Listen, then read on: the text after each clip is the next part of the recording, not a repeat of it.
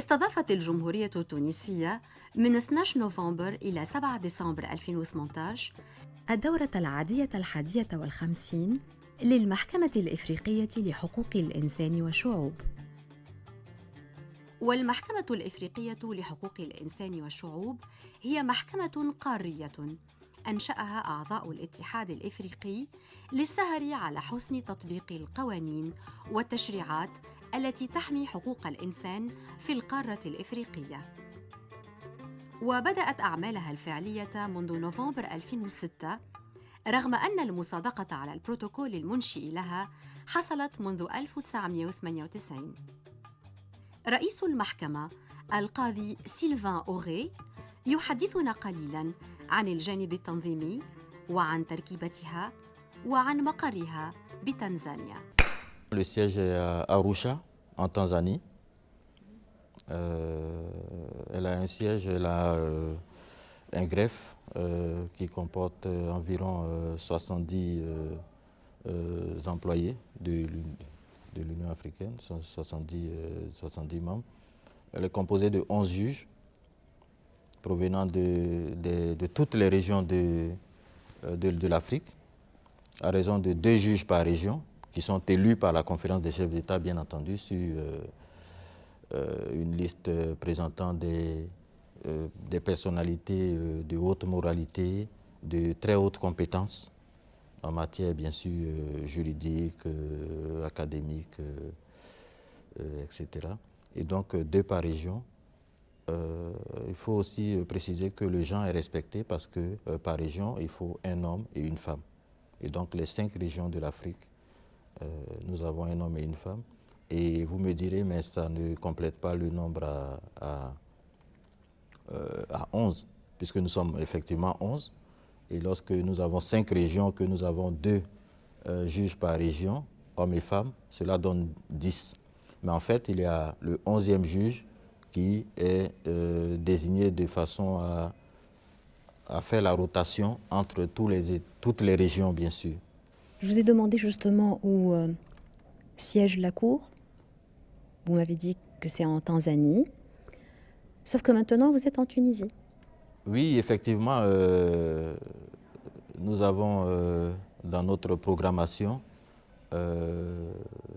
décidé que la Cour pouvait tenir des sièges, des sessions hors siège, ce qui est prévu bien sûr par les tests. Et nous avons estimé qu'il était bien de faire cette démarche-là pour permettre une plus grande visibilité de la Cour africaine.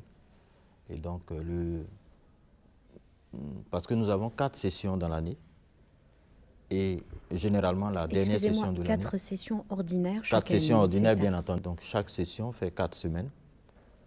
Et la dernière session de l'année, qui est prévue pour novembre-décembre, en général, nous faisons cette session-là hors siège.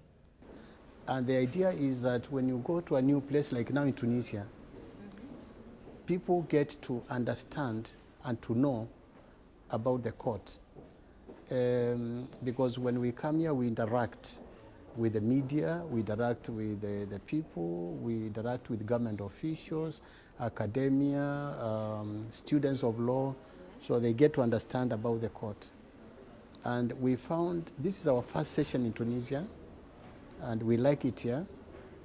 And most of the people that we have met seem to be hearing about the court for the first time. Yes. So it's been very good meeting here to get students of law, for example, to know more about the court, how you can access the court and so on. تتعلق أحكام هذه المحكمة بقضايا ومسائل تمس من وضع حقوق الإنسان والشعوب وتتعاطى مع حمايتها.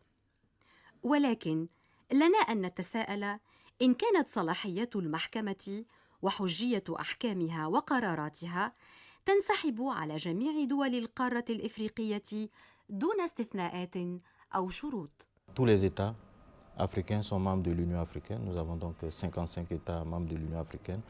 Mais les États membres de l'Union africaine ne sont pas automatiquement États partis au protocole portant création de la Cour africaine des droits de l'homme. D'autant plus qu'il faut ratifier ce protocole-là. Et à ce jour, nous avons 30 États parmi les 55 États qui ont fait cette ratification des droits de l'homme. C'est-à-dire juste un peu plus de la moitié des États membres de l'Union africaine ont fait la ratification. À part la ratification du protocole, il faut une déclaration solennelle. C'est une déclaration vraiment toute simple, hein, qui ne passe pas par la procédure parlementaire, etc. Mais bien encore, ça dépend du processus au niveau national. Mais c'est une déclaration généralement qui est faite au niveau du ministère des Affaires étrangères, juste pour indiquer que nous donnons notre accord pour que les individus et les ONG puissent saisir directement la Cour. Tunisia is one of the, there are 30 countries which have ratified the protocol, and nine have filed the declaration. Tunisia is one of the 9. 8. Yeah, no, 9 now. Ah, okay. We got one more from Gambia. So wonderful. Last week or whatever they have deposited. So now it's 9. Good news. Yeah, so it's very important to be in Tunisia because it's one of the 9, the important 9 countries. Yeah. وككل محكمة لها قواعد تنظيمية تحدد طرق عملها وهيكلتها، وقواعد اختصاص تحدد ولايتها ومجالات نظرها. تتدخل المحكمة الإفريقية لحقوق الإنسان والشعوب كلما تعلق الأمر بخرق قانوني تقوم به دولة إفريقية من بين 30 التي صادقت على البروتوكول.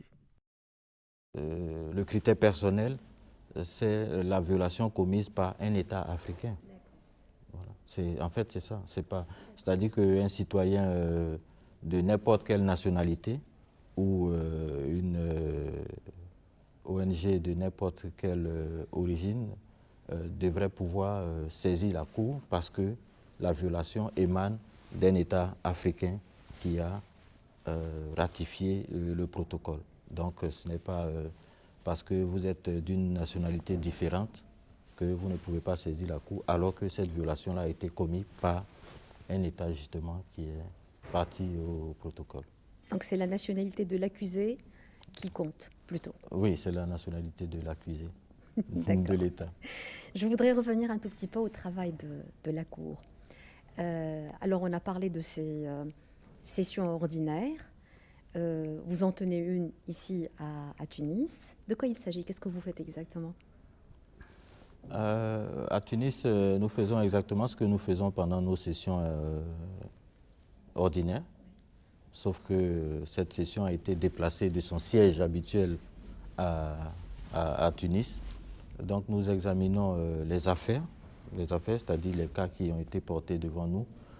Nous poursuivons des plaintes et des recours, des plaintes, effectivement, des requêtes en violation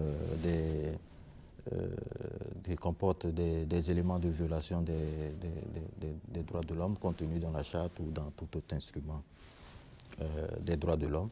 Et donc nous examinons ces cas, nous les apprécions, nous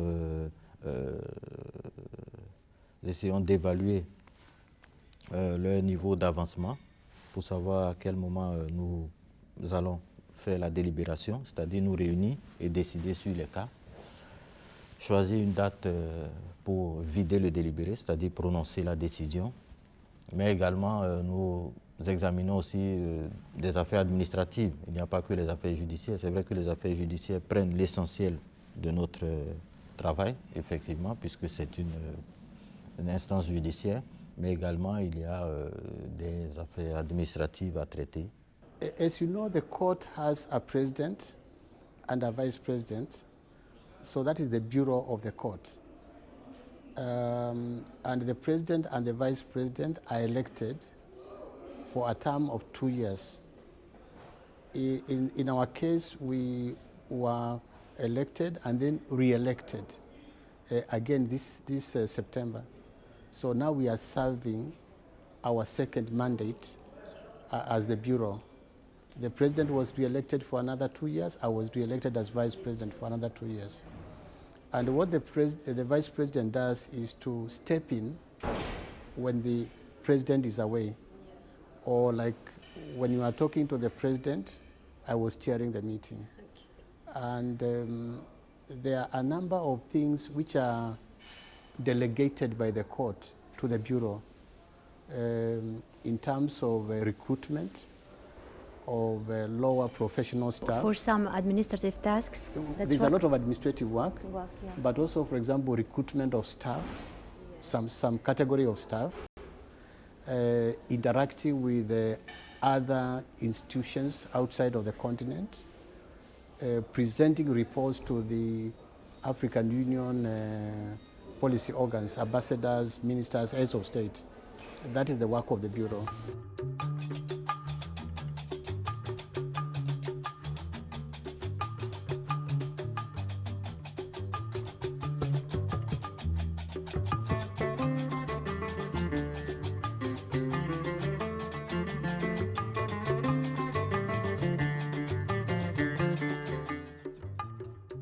Alors le nom de la Cour, c'est la Cour africaine des droits de l'homme, ça c'est simple à comprendre, et des peuples.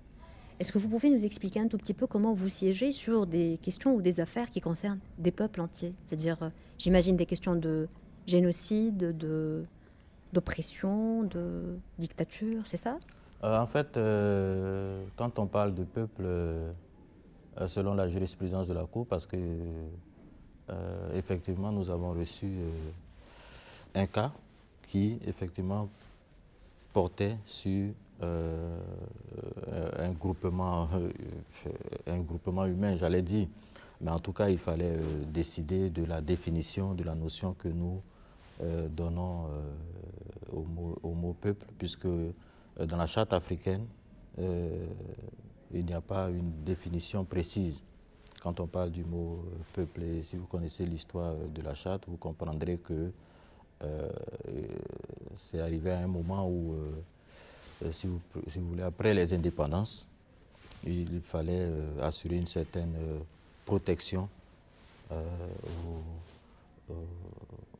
au peuple, j'allais dire. Mais en fait, nous avons eu effectivement des cas où on a eu à se prononcer sur la définition de peuple, notamment dans l'affaire au GIEC. Il s'agit d'indigènes vivant dans une forêt au Kenya. Et donc ils ont porté plainte parce qu'il était question de les expulser de leur milieu, de leur territoire naturel et tout ça. يعني معظم الشكايات هي خاصة بالمحاكمة العادلة.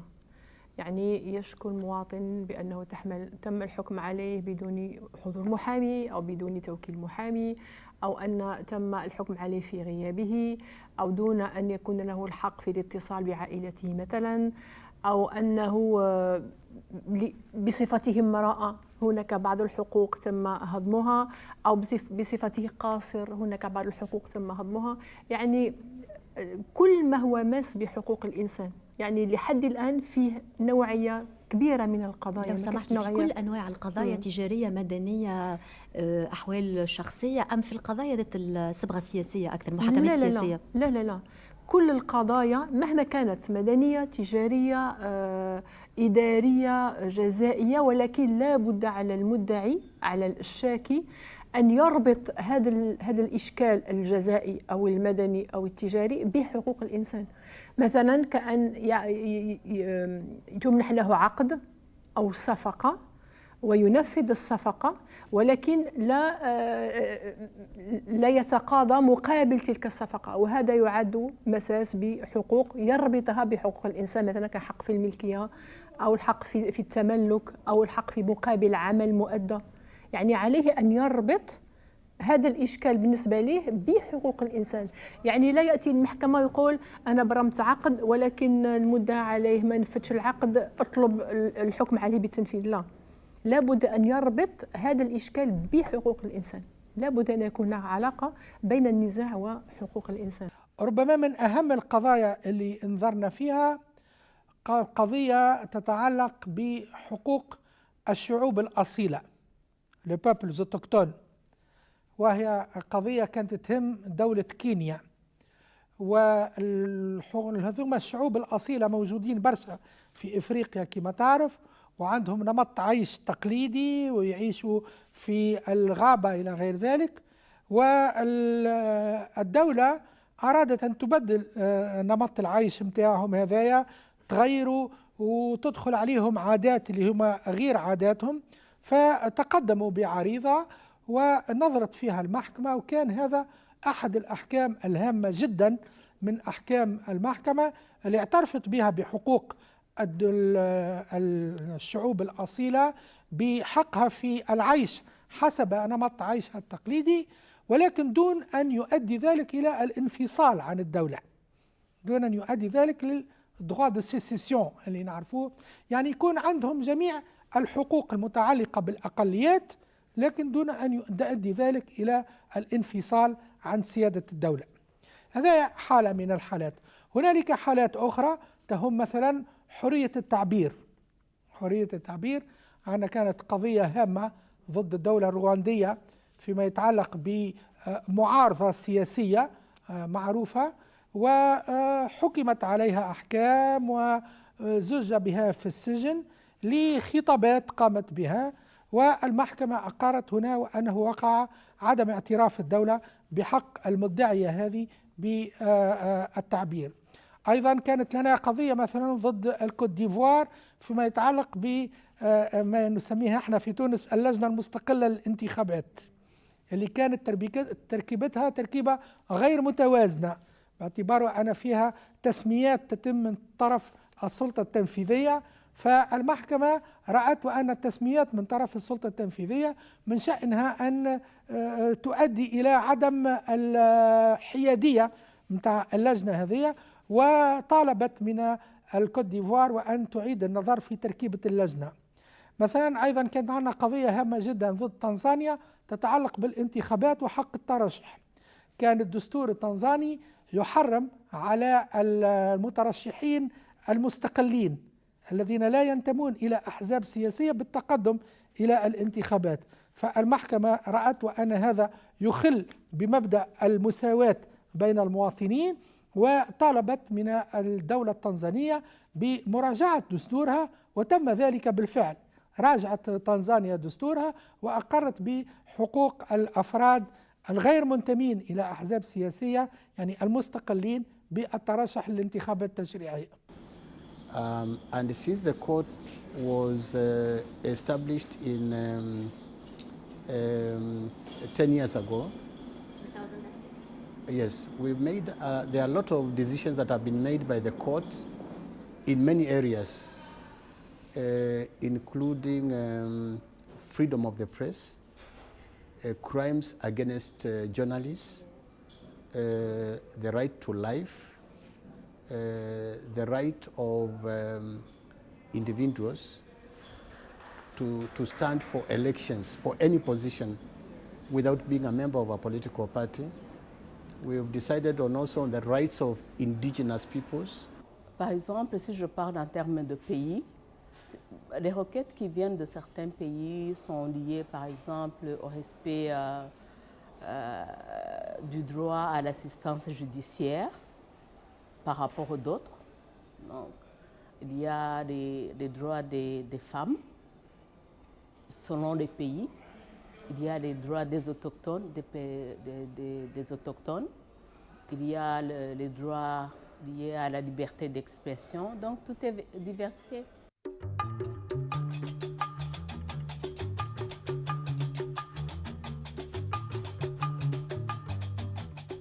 ككل محكمة عندها قواعد إجراءات مسطرة البعض منها في البروتوكول اللي أنشأ المحكمة، ولكن بصفة عامة جدا.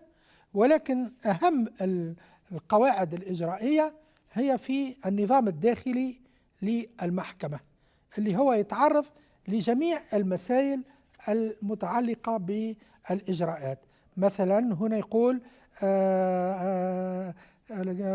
العلاقة بين المحكمة واللجنة، كيف يتم تمثيل المدعين والمدعى عليهم، المصاريف الإجراءات، تنفيذ الأحكام، كيف تتم المداولة فيما بيننا إلى غير ذلك، كيف تتخذ القرارات، كيف يقع التعبير عن الآراء المنفصلة والآراء الشخصية إلى غير ذلك. كل ما كان الملف صعيب يتطلب إجراءات طويلة، إذا ربما سنة، ربما سنتين، ربما 3، يعني كل ملف وله طابعه الخاص. دونك ما يمكنش نقول لك قاعدة هذا الملف كل ملف 6 شهور أو شهرين أو سنة أو سنتين.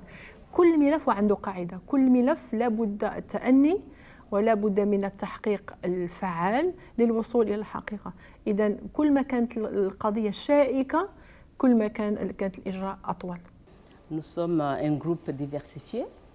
Nous avons des juges qui viennent de différentes régions de l'Afrique.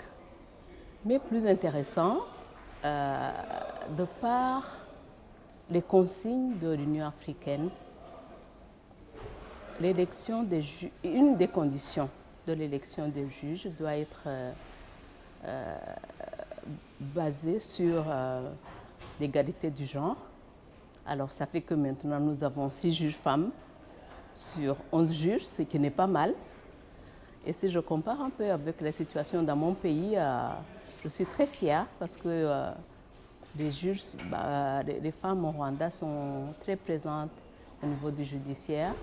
المشكل أن باش نصيبوا الحل يكون نقاش قوي، نقاش حاد بين كل الزملاء، لأن كل زميل وراه جاي من جهة معينة من إفريقيا، كل زميل وعنده ثقافة معينة، ربما عنده ديانة معينة، ربما اقتناعات معينة، لهذا تكون النقاش يكون حاد، ولكن في آخر المطاف نجد الحل لأن القاضي ملزم بإيجاد الحل.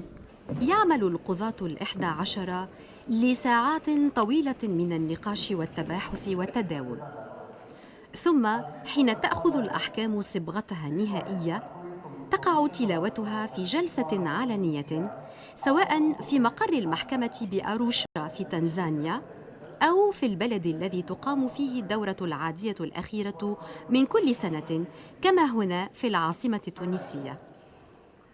ومن الناحية النظرية تنطبق هذه الأحكام على كل الدول 30 التي صادقت على بروتوكول المحكمة. ولكن هل أن الوضع هو حقيقة بمثل هذه المثالية والبساطة؟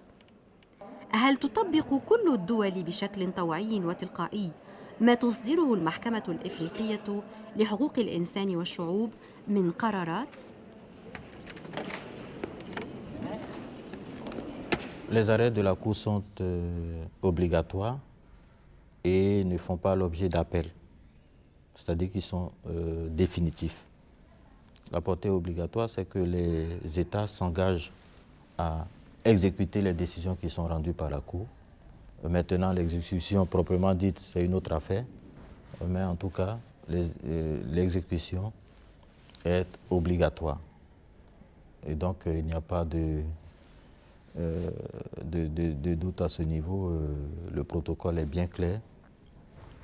Les décisions de la Cour sont obligatoires et sont sans appel. Elles peuvent faire l'objet peut-être de révision ou d'interprétation, bien entendu sous certaines conditions, mais elles sont obligatoires. C'est-à-dire, est-ce que je devrais comprendre que depuis la création de la Cour, depuis son entrée en vigueur en travail pratique en 2006 jusqu'à nos jours, tous les jugements, tous les arrêts qu'elle a rendus ont été totalement respectés par les 30 États membres qui se voyaient s'opposer ces jugements, c'est vrai? Tout le monde s'est appliqué. Comme je l'ai dit, on serait au paradis, le caractère obligatoire des arrêts est une chose, l'exécution proprement dite est autre chose. Mais ce qu'il faut comprendre, c'est que lorsque nous rendons des décisions,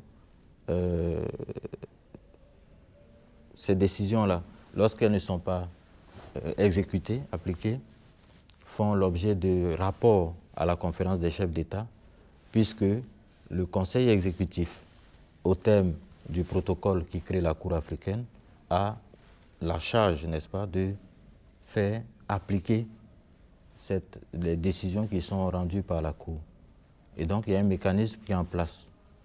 Il appartient maintenant aux autorités en charge au niveau de l'Union africaine de pouvoir suivre ce processus. Mais on ne s'est pas arrêté là puisque la Cour a essayé de mettre en place un mécanisme, a mis en place un mécanisme pour que l'inexécution des décisions de justice soit sanctionnée. Et donc en janvier 2019, en principe, nous devons présenter... Par l'Union africaine, par exemple ? Par l'Union africaine, bien sûr. Donc ce mécanisme-là sera adopté par l'Union africaine parce que c'est ce mécanisme-là qui fait peut-être défaut, de sorte que l'inexécution n'est pas encore sanctionnée comme cela devrait se faire.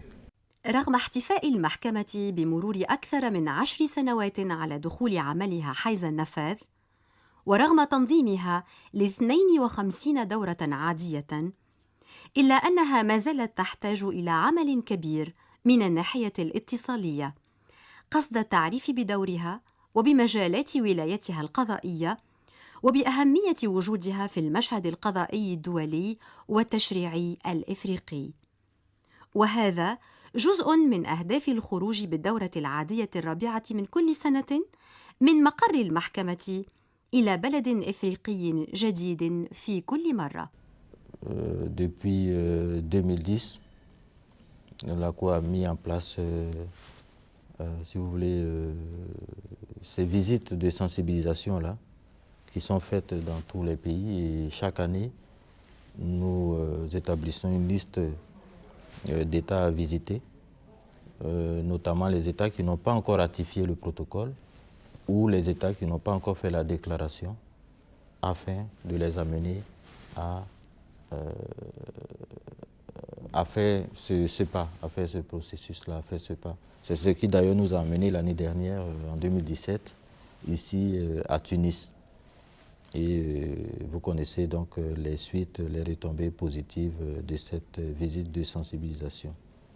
Donc nous faisons cet effort et pendant nos visites de sensibilisation, nous organisons des séminaires à l'intention des journalistes notamment, puisque nous commençons par les journalistes, ceux-là même qui sont les plus outillés à pouvoir transmettre ces informations-là. Nous commençons par les journalistes, mais également les étudiants, les citoyens, etc., afin d'expliquer le mandat de la Cour. Mais également, nous visitons, bien entendu, les autorités politiques pour leur expliquer le bien fondé de faire la ratification du protocole et également pour ceux qui ne l'ont pas encore fait, de déposer la déclaration pour permettre aux individus et aux ONG de pouvoir saisir la Cour. Just that I think the media has a very important role to inform the public about things, for example, like the African Court.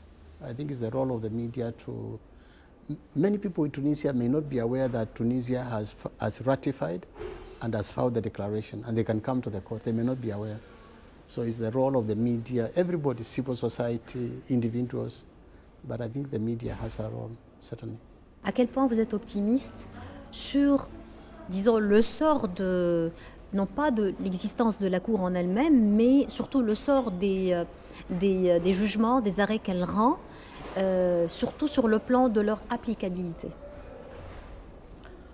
Bon, sur le plan de l'applicabilité, évidemment, selon les textes, ça revient aux États, c'est la décision des États.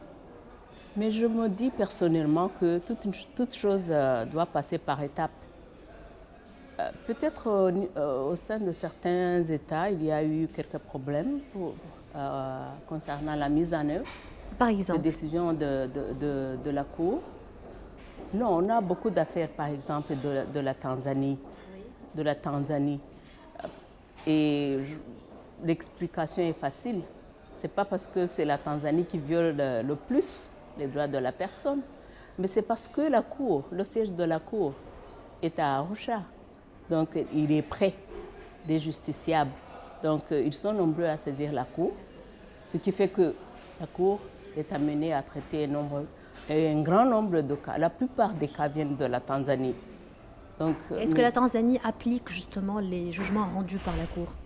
Est-ce qu'elle respecte? En tant qu'État, je veux dire, en tant qu'autorité. Je crois que oui, dans certains cas. Et dans certains cas, il a expliqué peut-être comment je peux dire, peut-être les défis de la mise en œuvre. Les difficultés, c'est-à-dire. Oui, mais dans certains cas, je crois que, par exemple, je ne me souviens pas du nom de l'affaire, hein, mais je sais qu'avant même que la Cour ne se prononce sur l'affaire, la Tanzanie a libéré, par exemple, la personne.